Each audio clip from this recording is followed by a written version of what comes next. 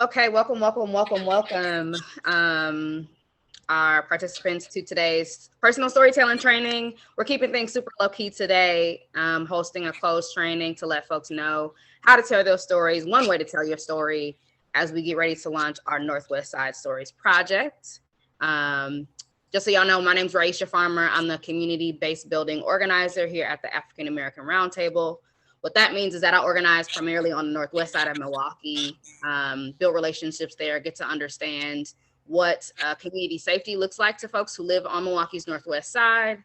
And through those stories, through those definitions of community safety, we can begin strategizing and thinking more collectively about how to move some of our work forward at the African American Roundtable as it relates to divesting from police and investing in other forms of community safety.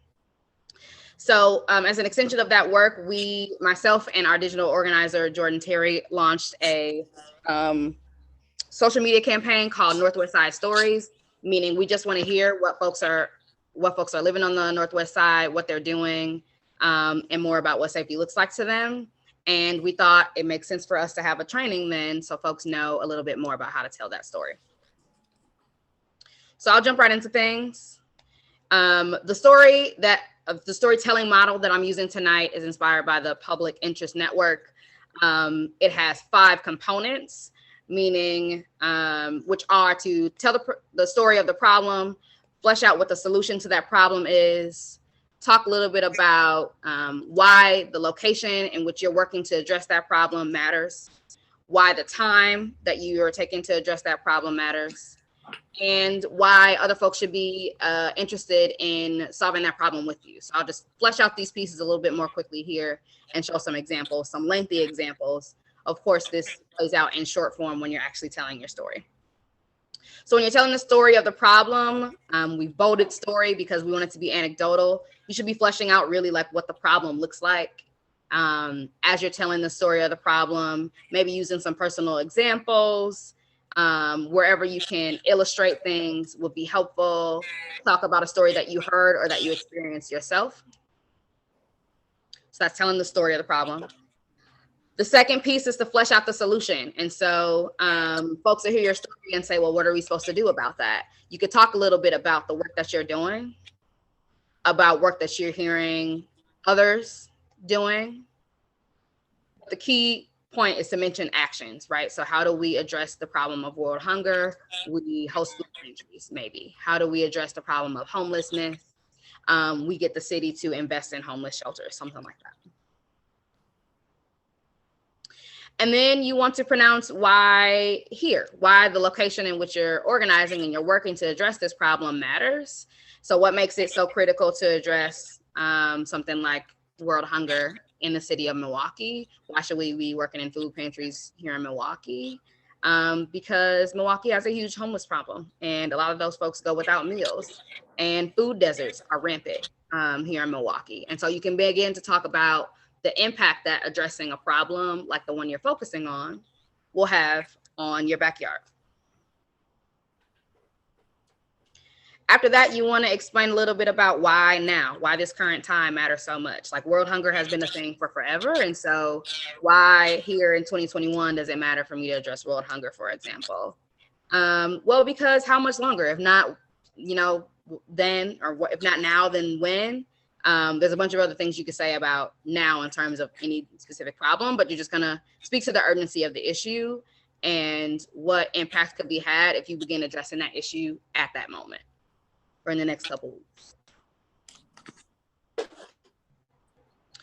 The last thing you want to do is tell your audience why it's important that they get involved. So when you're telling your story, you're not just talking to a brick wall. You're not just, talking to no one. You have an audience. And so why is it important for that specific person or those specific people to be involved in your movement? You can start by making the work personal and relevant to you. So maybe telling it a little bit about this is why I do this work and why maybe you see some similarities between yourself and that person. And so, just like I care a lot about world hunger, I can see that you do too. And so it's important to get people like you who care about the issue involved. or maybe you speak to the strengths of your audience. And so like maybe the audience that you're recruiting to work on this world hunger campaign, maybe there's a specific person who has been running food pantries for months or for years. And so they're the exact kind of person that you need to help launch your food pantry. I like to speak from the communal we, right? And so, like I said, as I'm talking to my audience about why they should be involved, it's not just a them thing. It's not like I'm recruiting them to do this thing on their own. Like we can do this together. There's power in numbers, obviously. I also think it's good to invite people to answer the question for themselves, right? And so in addition to saying, we want to host this food pantry, there's power in numbers. I know you've been hosting food pantries for forever. You know, what do you think about that? What do you think about you being involved in this movement? And they might say something like, yeah, I'm really passionate about world hunger, and I've done a lot of really good food pantry work over the years.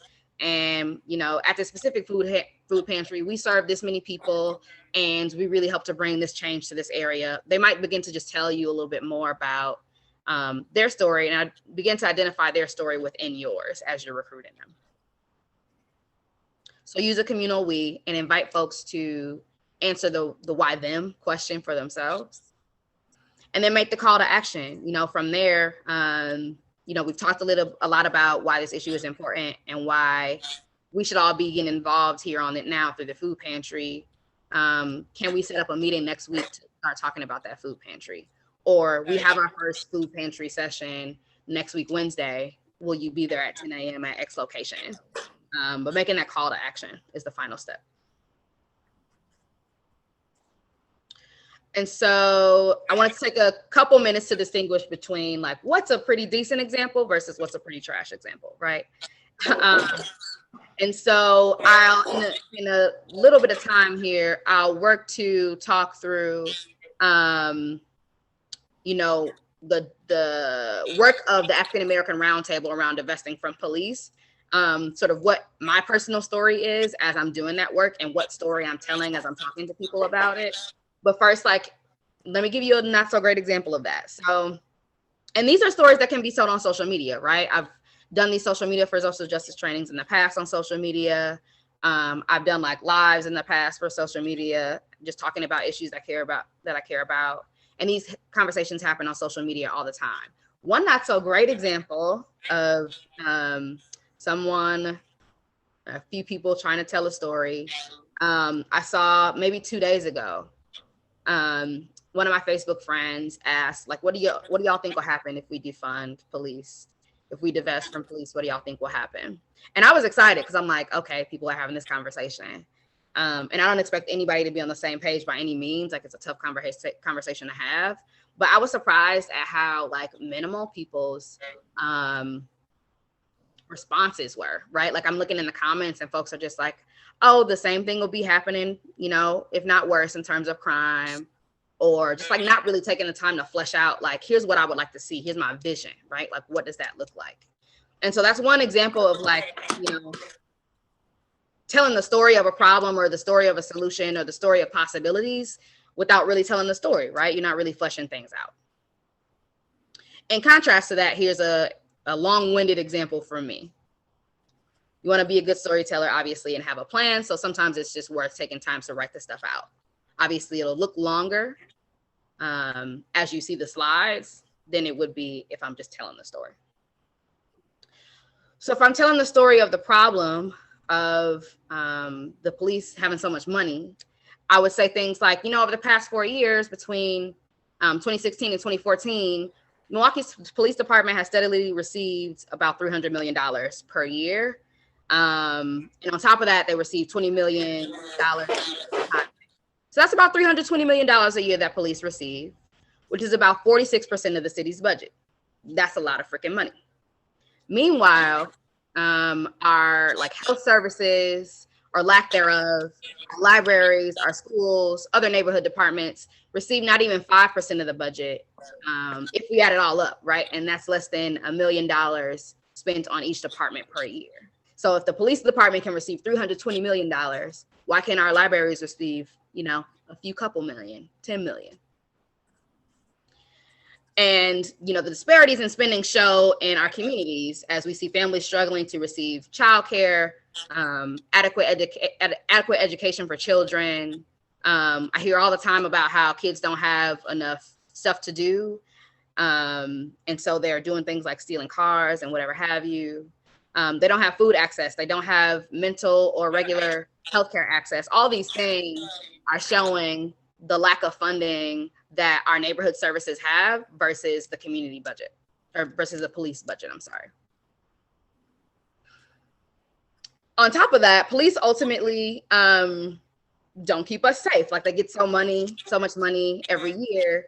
Meanwhile, I attended a Milwaukee Police Department meeting for District 4 just the other day, and burglaries are on the rise, right? But they got $320 million a year.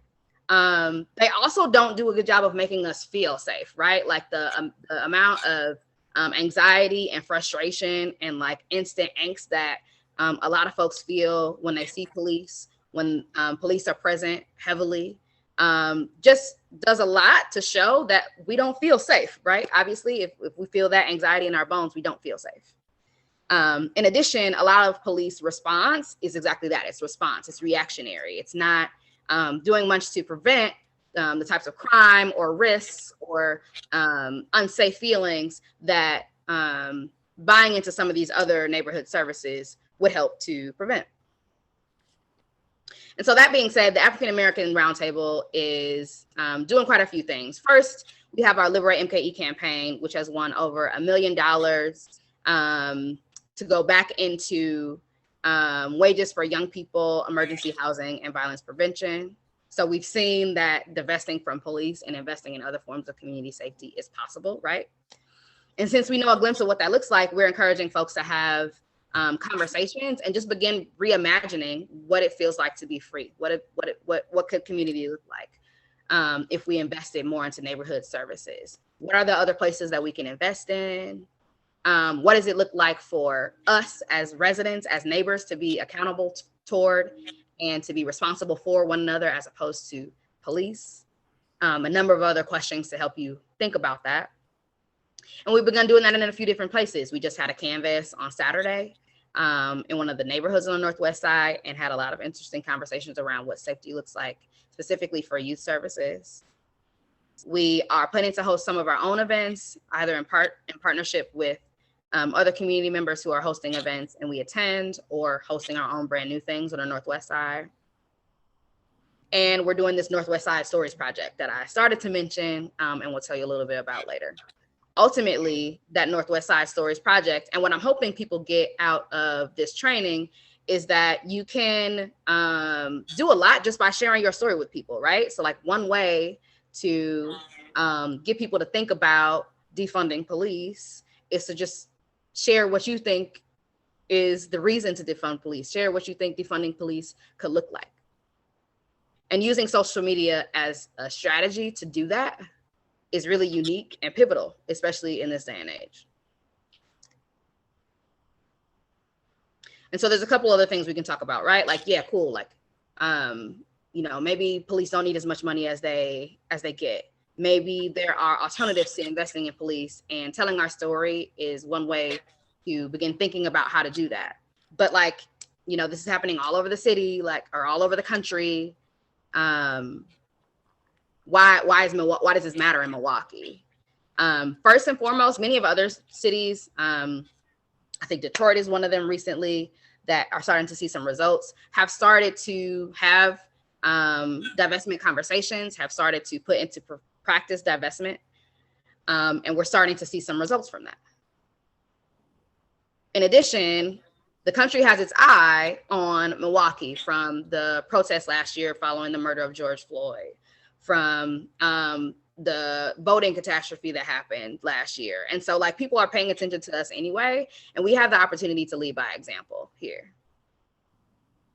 In addition, we've just seen the impacts of the current investment in police, $320 million per year, not keeping folks safe. We've seen, we have an idea of how it will look to continue to invest in police at the rate we do, if not more. And we know that if we continue to invest in the same way, we'll continue to see disparities in terms of how everyday community members, everyday residents are able to thrive with lack of adequate funding. We'll continue to see like uprisings, right? When people have interactions with police that are really tough. And we'll continue to hear these conversations about how like we don't really care about what's going on when a police officer is in our face, because they represent a government that doesn't serve us and give us meet our basic needs, and B, like, screw the Target in my backyard because it's not doing anything for me, right? We'll continue to see those kinds of conversations if folks don't feel like, you know, their local businesses in the area aren't being funded, if folks don't feel like their local schools in the area aren't being funded. They'll continue to tear up the Walmarts and whatnot when Black folks continue to be killed, for example. And so why now? We've learned to organize in new ways because of the pandemic last year. We've learned to do this whole digital organizing thing. We've learned to think differently about our work as a whole. And since we're returning to this time where like we're kind of moving back out into the world again, right? Like folks are kind of communicating out in public. They are attending events again. Let's get it right this time, right? Like let's take this time to leave the city better than we left it at the start of the pandemic. As I said earlier, if not now, then when, right? We can continue to push off these conversations and we can continue to see the negative consequences, or we could start doing something about it now. And I think that we should. I don't think we should lose any more time. I don't think we should lose any more lives. I don't think we should lose any more time to get our children and our families and our community members, our neighbors, the funding that they need at their libraries, at mental health facilities, at local clinics, at convenience stores, at local Black-owned businesses. I don't think we should waste any more time funding any of that, not funding any of that. And this is what I think is most important, what if we're right? Like, what if divesting from police is what we need? And what if it could work? How much happier will we be in 5 years? How much happier will we be in 10 or 20 years? What if we're right and we didn't take this opportunity to divest from police? How much worse of a place could we see ourselves being in 5, 10, 20 years? Is that a risk you're willing to take? I would not. And so if that's not a risk you're willing to take, I invite you to share your story as I'm sharing mine. Especially considering the fact that we've seen forever the civil rights movement, LGBTQ rights movements, Black Lives Matter. No movement has ever been started or completed or executed by one person alone, by a few people. Movement and liberation work requires collective action. And so if I'm telling my story and you telling your story too, that's way more people who will start to think after seeing our stories about what investing in community safety without so much money going to police. That's more people who will begin to think about that, have those conversations. And that's the sooner and quicker that we could get towards this world where actually like we don't need to give $320 million to police a year or whatever have you. And also the African American Roundtable specifically has done some polling or some surveying for community members within the last couple of years. And we've seen loud and clear that the larger community doesn't want as much money going to police as is happening. We heard it as we canvassed on Saturday. And so anybody who sees this, you know, the recording of this training later who fits in that category of like, we participated in the African American Roundtable survey, or like, yeah, y'all did canvass us. And we did talk about not wanting to see so much money go to police. You care clearly about what's going on. And so put your money where your mouth is, literally. And so that's my story. Virtual bow.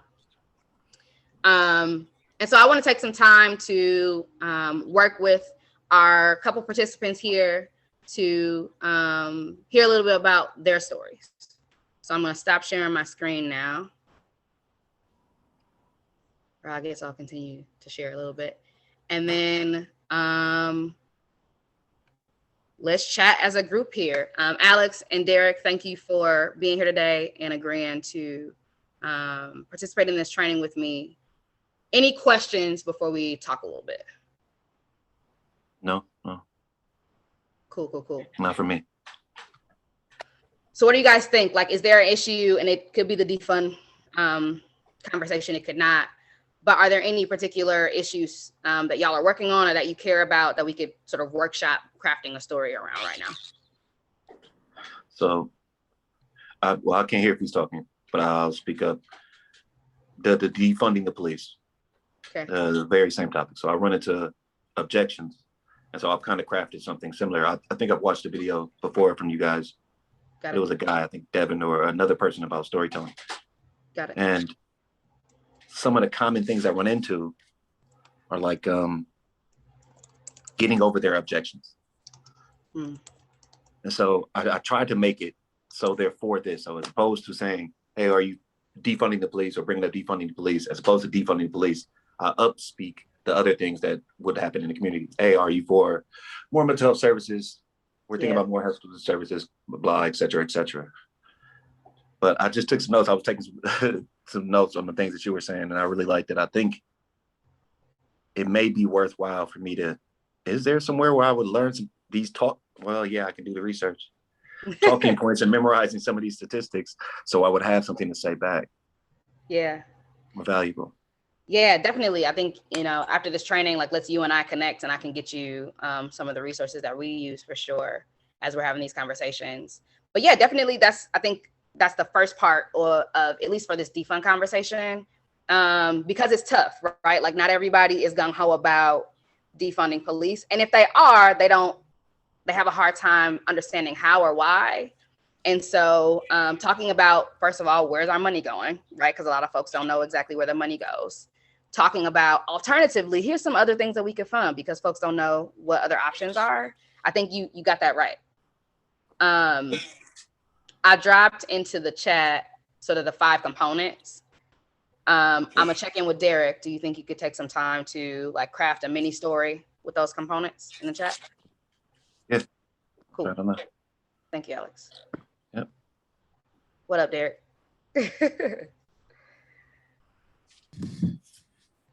What's going on?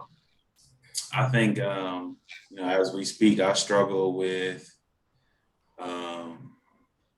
in what capacity am I present? Like, am I present in my professional capacity, with how I met you?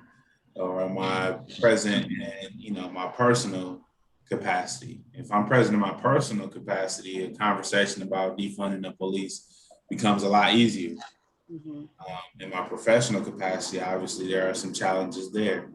Like, I wouldn't necessarily don't know how much I'm able to speak, how much I'm able to say defund the police, but I feel like I am able to say, if y'all choose to, I got some ideas, right? I think those are two different conversations, and a line that I have to be mindful of. Okay.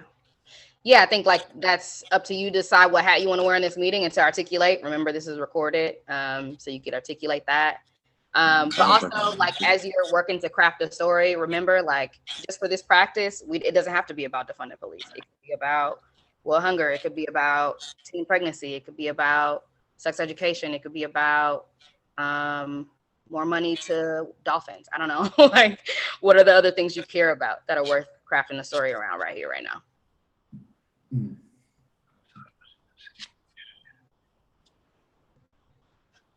Makes sense.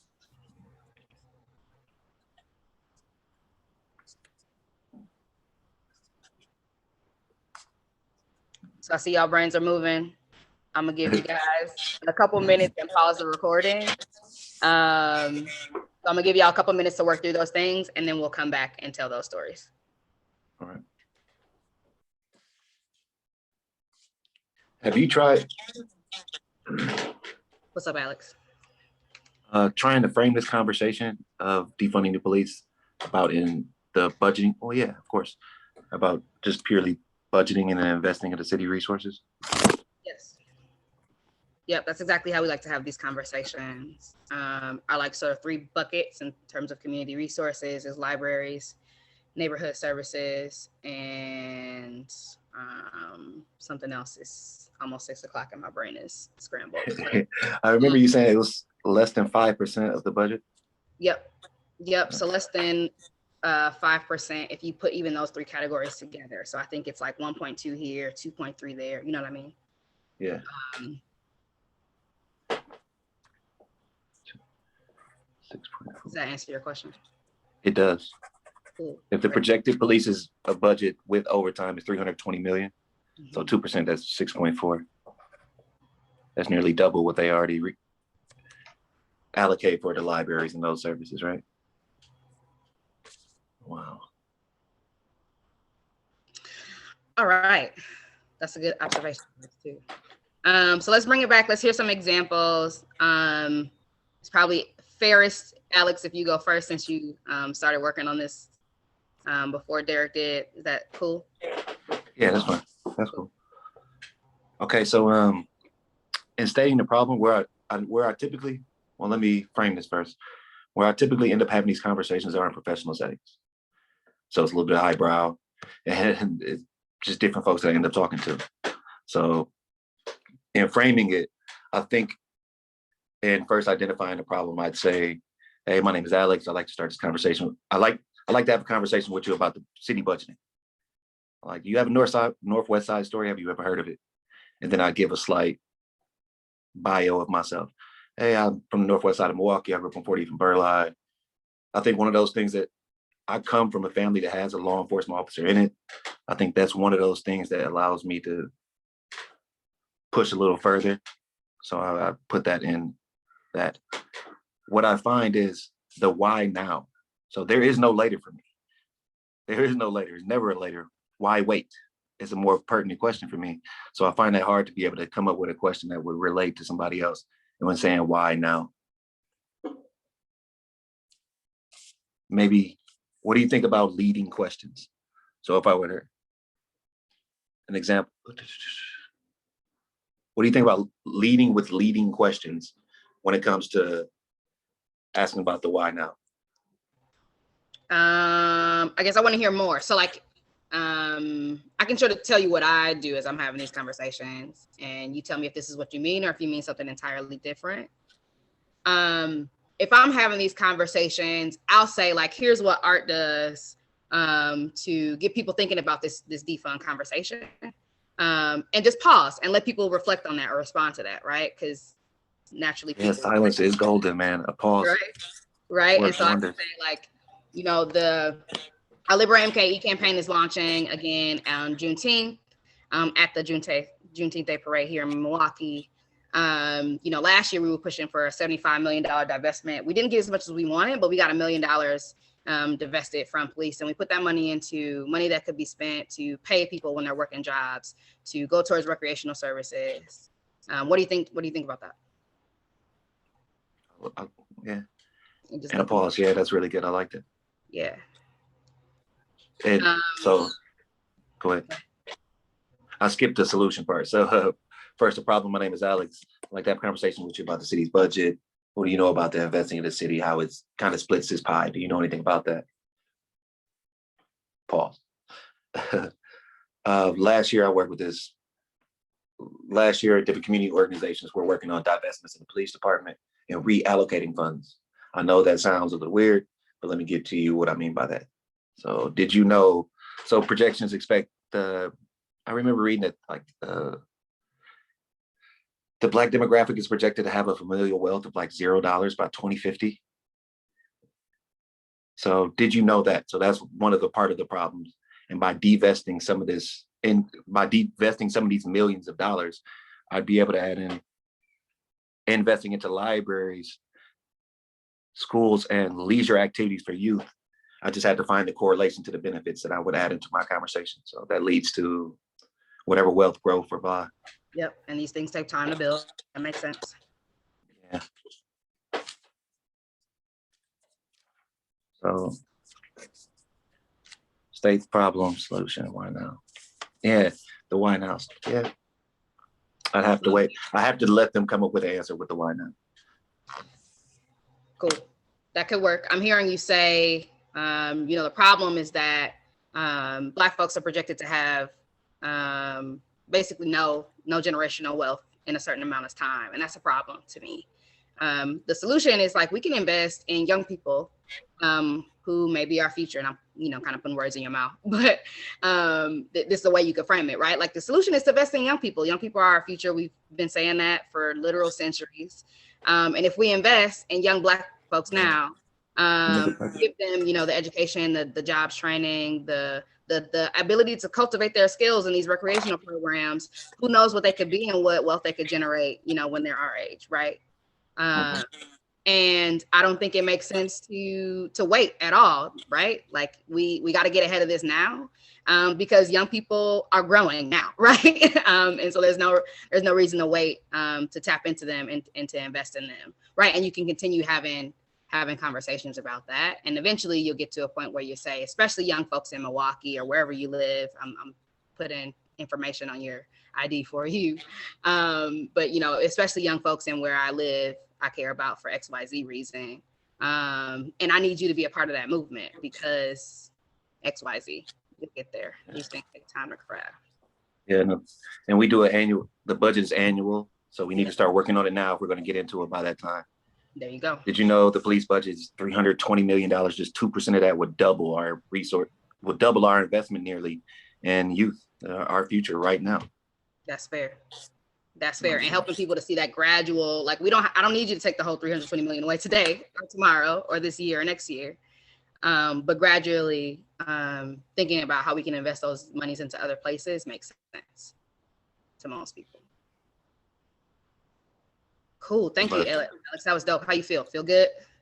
I do. I think I'm going to write down some anecdotal stories, just myself. Some things that are relatable. I'm going to practice some questions. Cool. I'm excited to hear more about this. So cool. I'm going to pause with you, Alex. Thank you. Derek, what's up? What you got? How you feeling?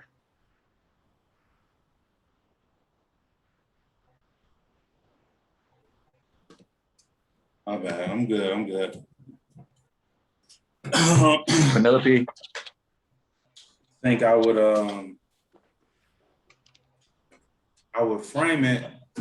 Well, I would tell people that I recently undergone super dope training provided by the African American Roundtable. We're gonna get ready soon.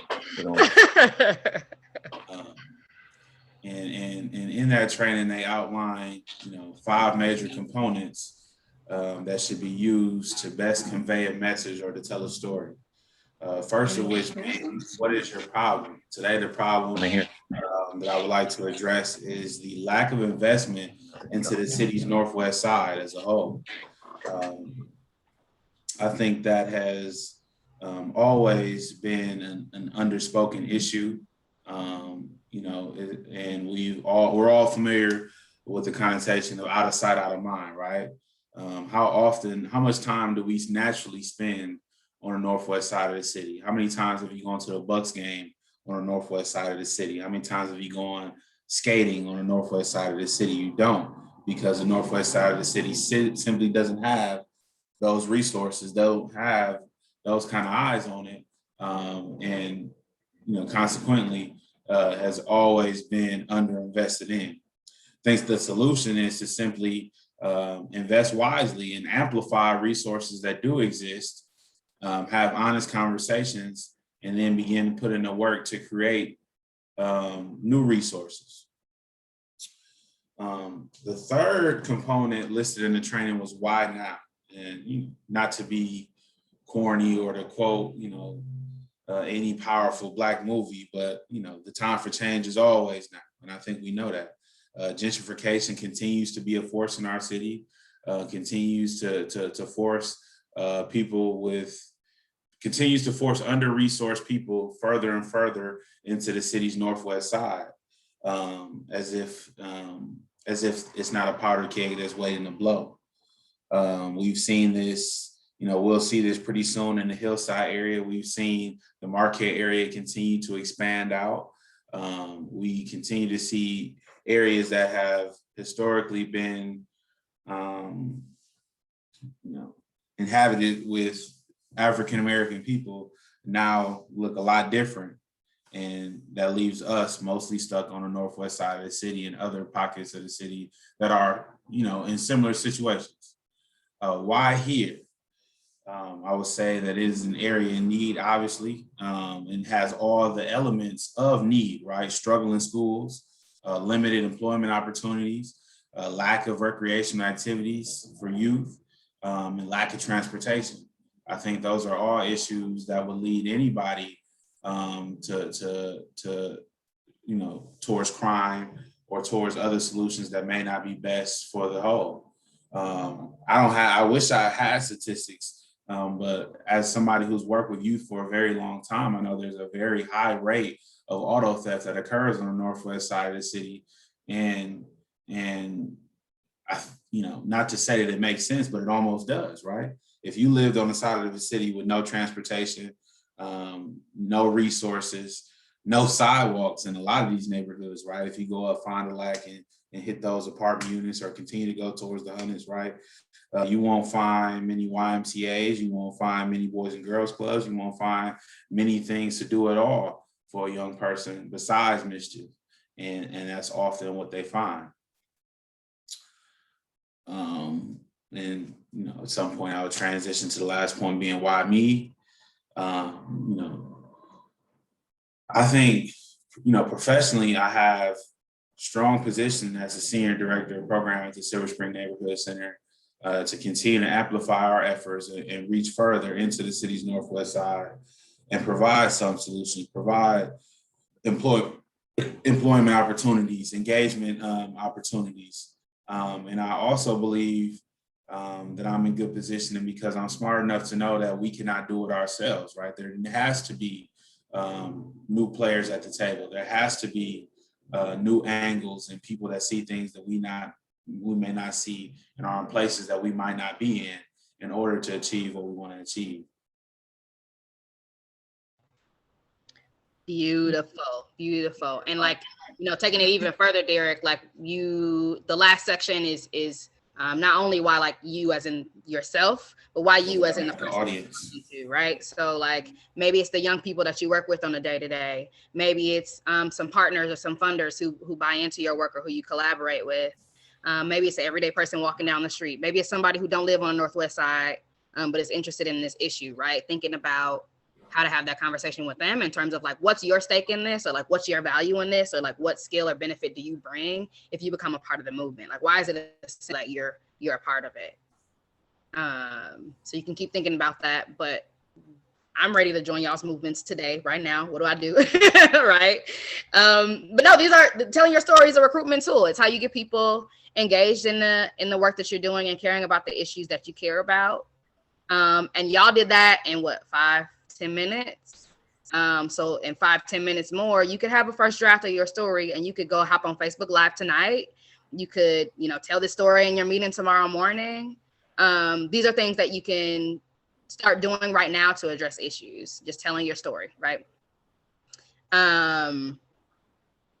Super simple, super easy, super quick, super personal, and super valuable. It works. And so, again, I want to thank y'all for being a part of the training today. I hope you found it beneficial. I'm going to wrap up pretty soon here. But again, these are our final 5 components. Tell the story of the problem.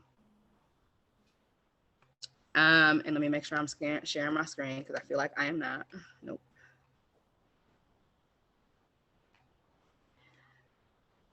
So our final components, again, or our 5 components, again, are tell the story of the problem. After that, flesh out the solution to that problem.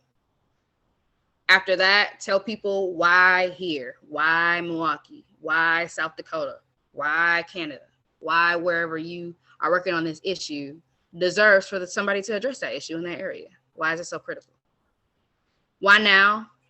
Why this time? As opposed to next year, next week? Why now?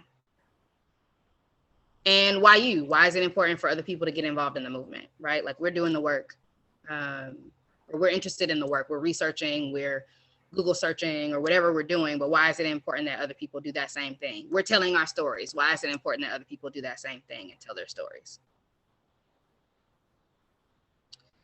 One reason, obviously, is to address all the things that y'all care about, right? So investing, not only to address the insane amount of money that's going into police and the not insane amount of money that should be going into communities, but also to address things like Black generational wealth, to address things like investment in youth and investment in the Northwest Side in general.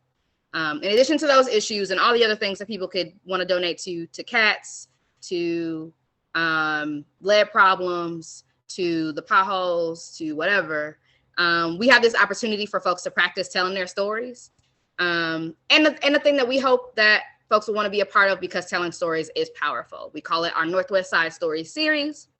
And we're inviting folks to either submit a recording, and they can reach out to my colleague whose email address we'll see shortly, if they just want to submit that recording, or they could reach out to me, whose email address you'll see at the end of this training, if you want to just schedule an interview with me. But the Northwest Side Stories Project, just so you know, was created to celebrate specifically Black voices on the Northwest side of Milwaukee. Both of y'all are invited, Alex and Derek, to submit or to schedule an interview with me. And we want to celebrate those Black voices by telling, these folks' stories, giving them a platform to do so.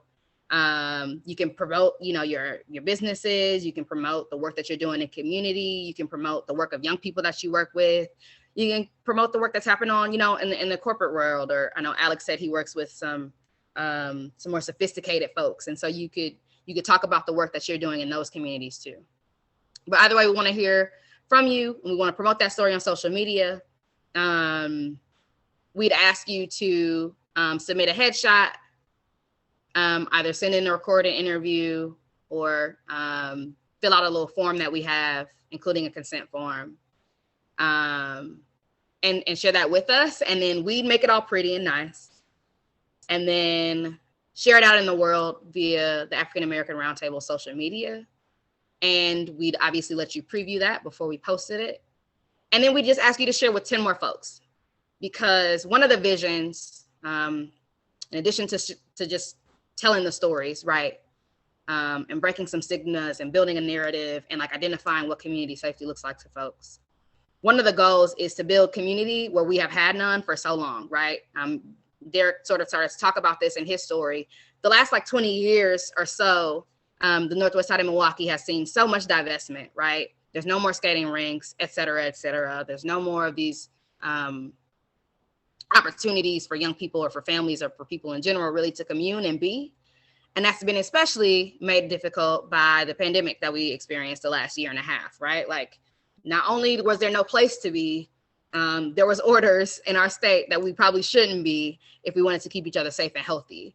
And so now that folks are starting to go out into the world again, as we still are experiencing, not enough investment on the Northwest side for folks to commune and gather and fellowship, one way that we could do that is on social media. And so we're asking you to share your story that we will share on our social media with 10 of your folks, right? And then that will just widen the spread, right? That'll just widen the spread of people who see the great work that you're doing, who see you thinking about, if you choose to, see you thinking about community safety in your interview, and will prompt them to start thinking about it too. So you can email Jordan, our digital organizer, at jordan@africanamericanroundtable.org if you just want to submit a headshot and get those interview questions. Or you'll see my email address here in a little bit, and we can schedule a live interview with you, a video recorded one. Any questions for now? And there's my email, Ryesha@africanamericanroundtable.org, RYESHIA@africanamericanroundtable.org. And I'll stop sharing my screen. Questions? Cool. I couldn't hear you, Alex. You're muted. Oh, I think I muted you, and that's why you're muted. Sorry. Ask to unmute. Sorry, what was that, Alex? Derek's story is what I'd like to hear when I come to the door. I would love to. I really like the story. Thank you, brother. Yeah. Great. Well, thank y'all both again for being a part of the training tonight. I know Derek said he'll submit his story and get some other folks to submit their story. So we're going to follow up about that, Derek. And Alex, I know you are interested in some of the resources that we use when we're having defund conversations. I also welcome you to invite you to submit a story. But for now, I'm going to stop this recording. Thank anybody who sees this on the back end later. And